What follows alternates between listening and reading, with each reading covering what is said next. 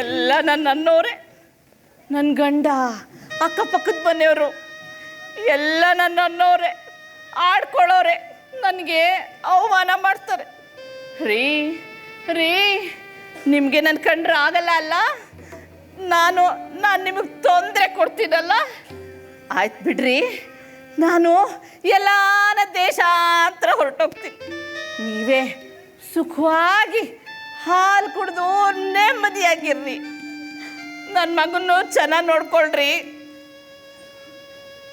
ನನ್ನ ಚಂದ್ರು ಅಯ್ಯೋ ಪಾಪದ್ದೇ, ಇವತ್ತೇನು ಅದಕ್ಕೆ ಅಡುಗೆನೇ ಮಾಡಿಕೊಡ್ಲಿಲ್ಲ. ಅದಕ್ಕೆ ಹಸುವಾದರೆ ಯಾರು ಮಾಡಿಕೊಡ್ತಾರೆ? ಅದು ಬೇರೆ ಹಸು ತಡೆಯಲ್ಲ. ನನ್ನ ಬಂಗಾರಿ ಶಾರದಾ, ಅವಳು ಯಾರು ನೋಡ್ಕೊತಾರೆ? ಅಯ್ಯೋ ದೇವ್ರೇ, ಯಾಕಪ್ಪ ನನಗಿಂಥ ಕೆಟ್ಟ ಬುದ್ಧಿ ಕೊಟ್ಟೆ? ಇದನ್ನೇನಾರು ಅಕ್ಕಪಕ್ಕದವ್ರು ಕೇಳಿಸ್ಕೊಂಡ್ರೆ ಮಕ್ಕಾಕರು ಸುಗಿತಾರಷ್ಟೇ. ಫಸ್ಟು ನಮ್ಮ ಮನೆಗೆ ನಾನು ಹೋಗ್ಬಿಡ್ಬೇಕು.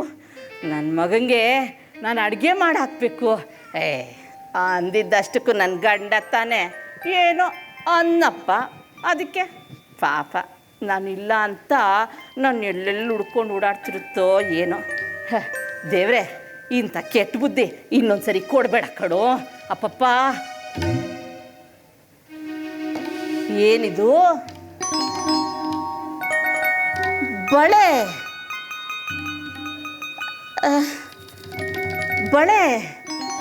ಬಂಗಾರದ್ದು ಅಲ್ಲ, ಬೆಳ್ಳಿದು ಅಲ್ಲ.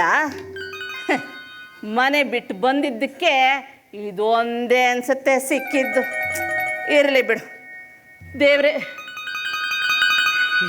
ಏನಪ್ಪ ಇದು ಒಂಥರ ಆಗ್ತಿದೆಯಲ್ಲ? ಅಯ್ಯೋ ನನ್ನ ಮಗ, ನನ್ನ ಮನೆಗೆ ಹೋಗ್ಬೇಕಪ್ಪ.